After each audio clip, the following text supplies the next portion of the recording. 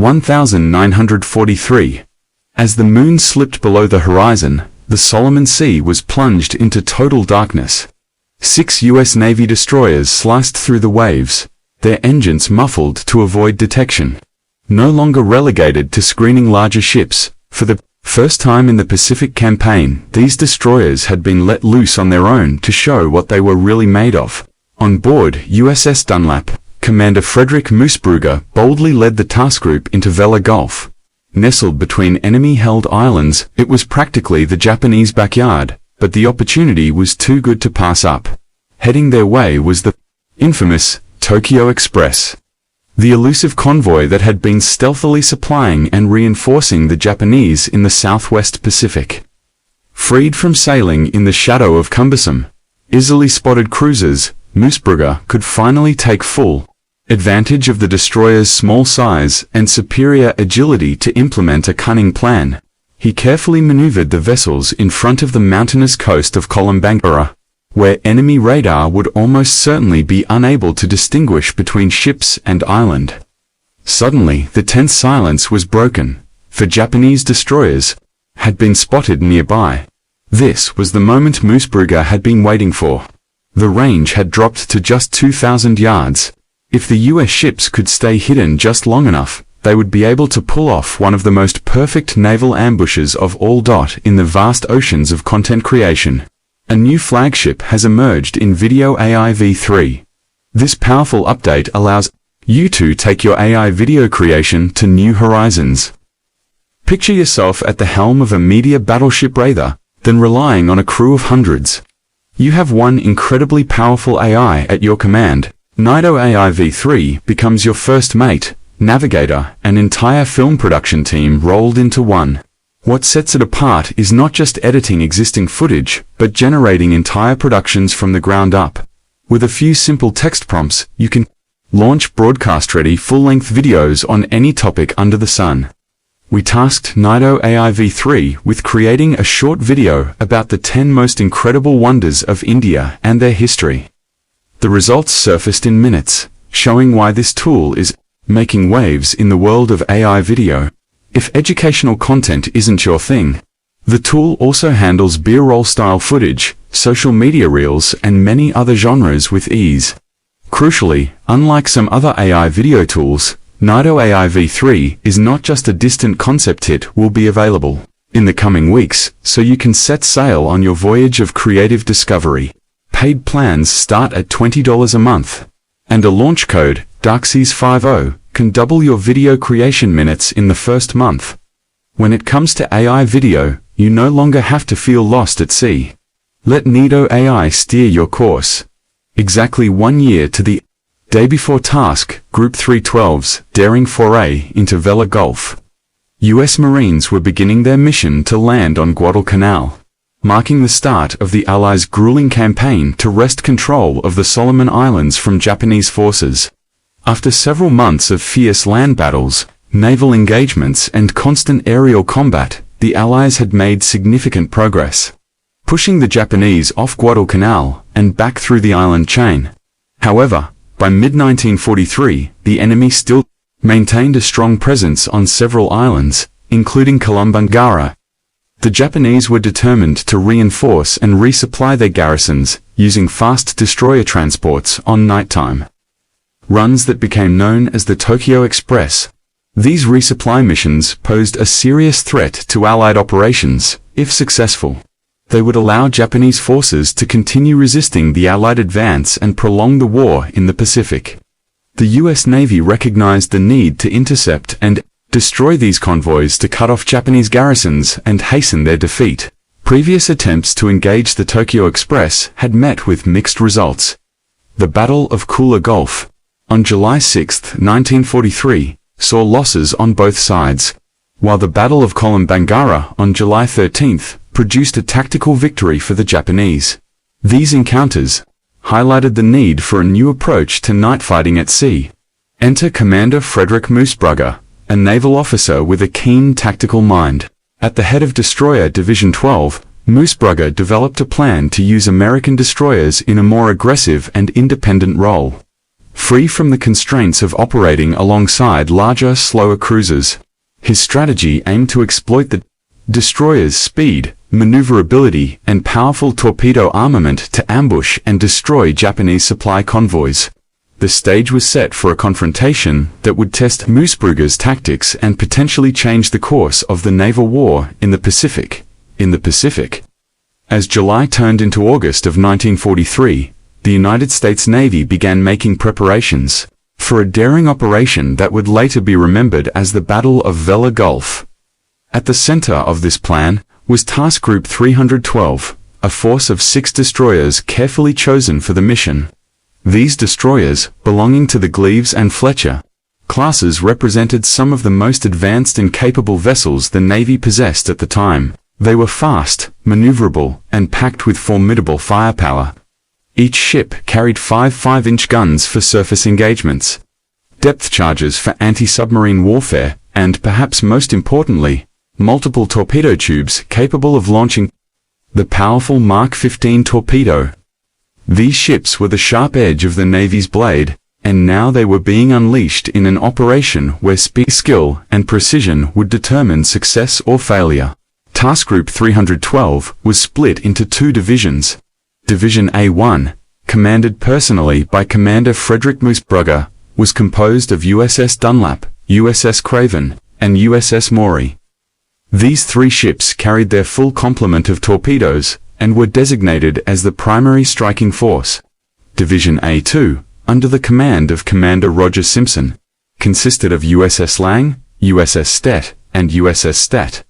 Unlike their sister ships, these destroyers had exchanged part of their torpedo armament for additional 40mm anti-aircraft guns, making them particularly effective against smaller vessels such as Japanese barges, often used for resupply missions. Each division had a defined role, but together they formed a balanced and deadly fighting unit, capable of both delivering a devastating torpedo strike and engaging with gunfire if the situation demanded. In the tense days leading up to the battle, the crews of these destroyers trained with relentless discipline. They drilled again and again in night fighting tactics and torpedo launches, learning to maneuver their ships in darkness as if they were an extension of their own bodies. Moosbrugger's plan, elegant in its simplicity, took advantage of the destroyer's natural strengths. His strategy was clear.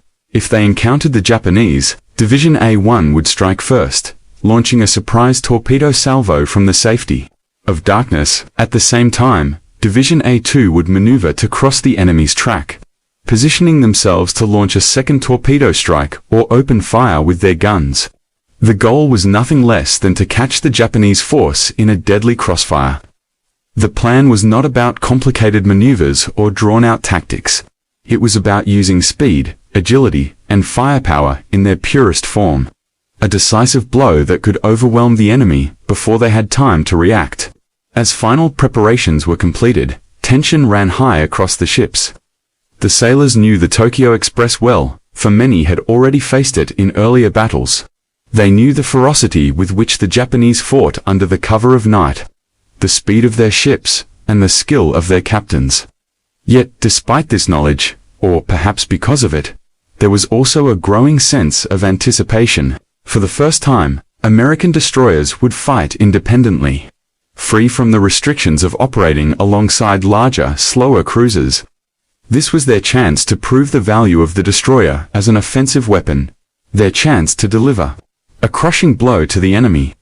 On the evening of August 6, 1943, Task Group 312 departed port and steamed into the dangerous waters of Vella Gulf, a stretch of sea lying between the islands of Vella and Kolombangara. This was enemy territory, a place where Japanese forces moved constantly, bringing reinforcements and supplies to their embattled garrisons. The 6 destroyers moved in silence, sliding into formation as they slipped deeper into the Gulf. Around them the weather was unsettled, with scattered squalls sweeping across the water. One moment the night was clear enough to make out the silhouettes of distant landmasses. The next it was blotted out entirely by sheets of rain that reduced visibility to almost nothing. The sea itself was eerily calm, a deceptive stillness that added to the mounting sense of unease. Commander Moosbrugger, standing on the bridge of USS Dunlap, understood that success depended entirely on maintaining the element of surprise. He ordered complete radio silence, and the ships throttled back their engines to reduce their wake and engine noise to a minimum. Moving like phantoms across the dark surface of the water, the American destroyers became nearly invisible. Every man aboard was on edge. Lookouts strained their eyes against the darkness, searching for a flicker of movement, the glint of steel, or the faint outline of a ship's silhouette.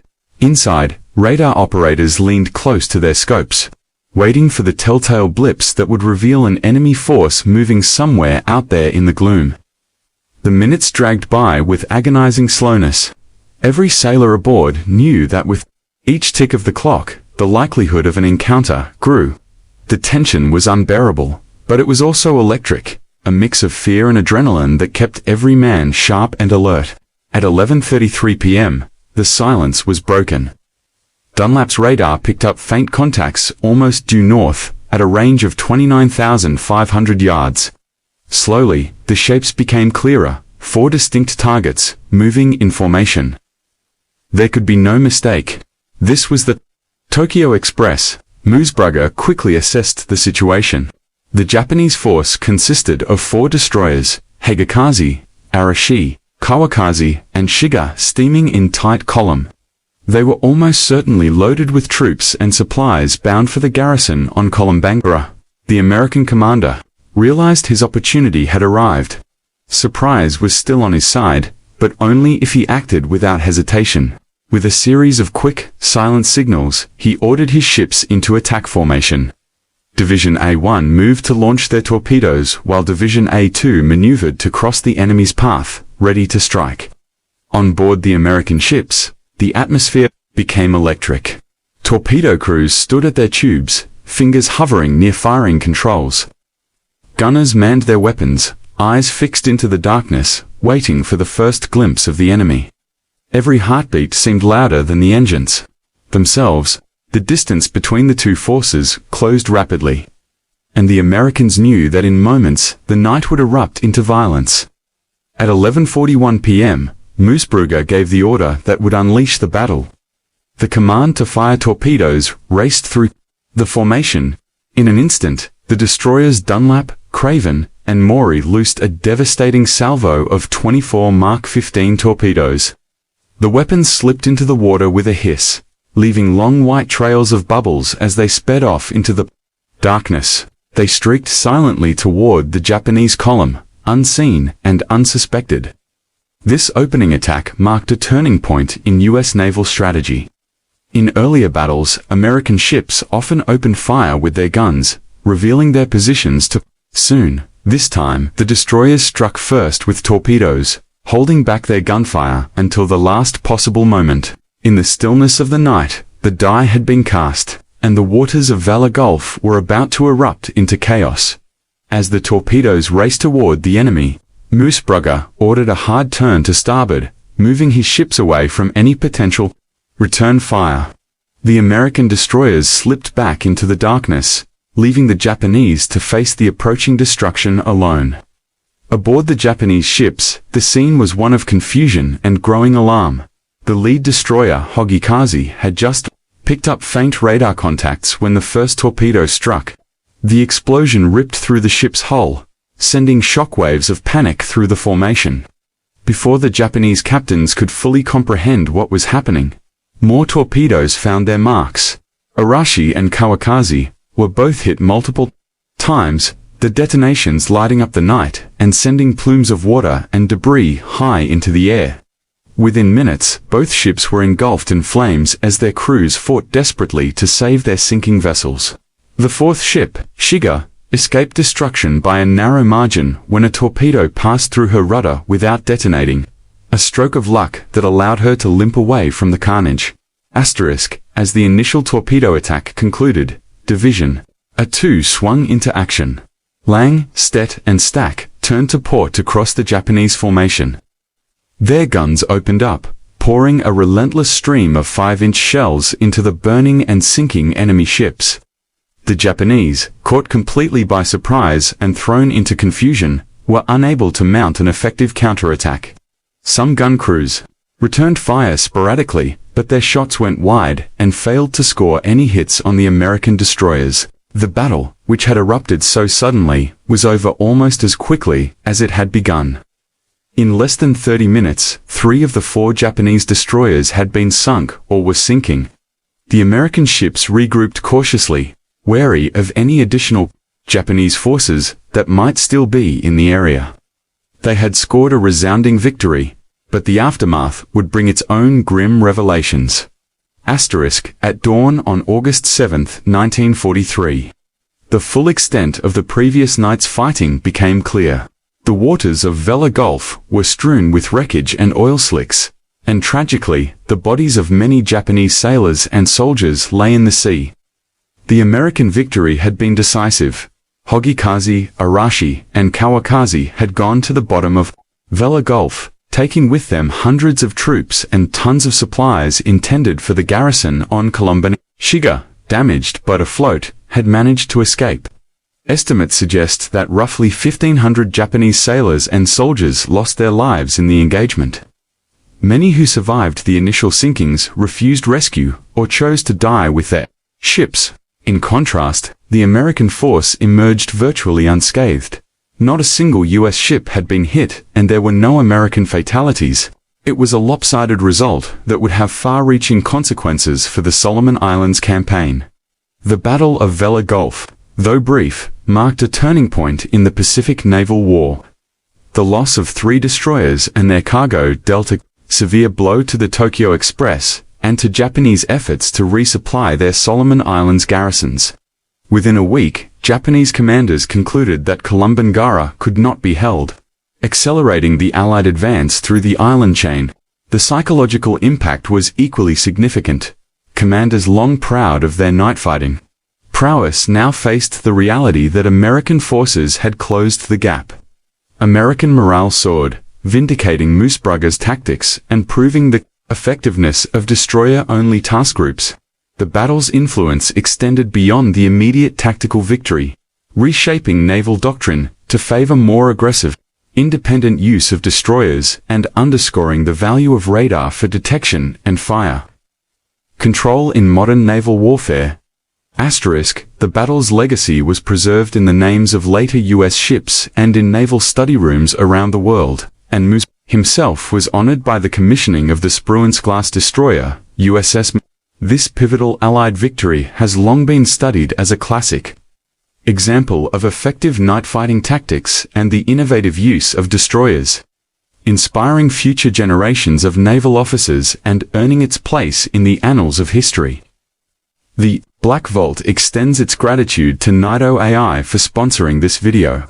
Remember, Nido AI stands ready to be your first mate for content creation.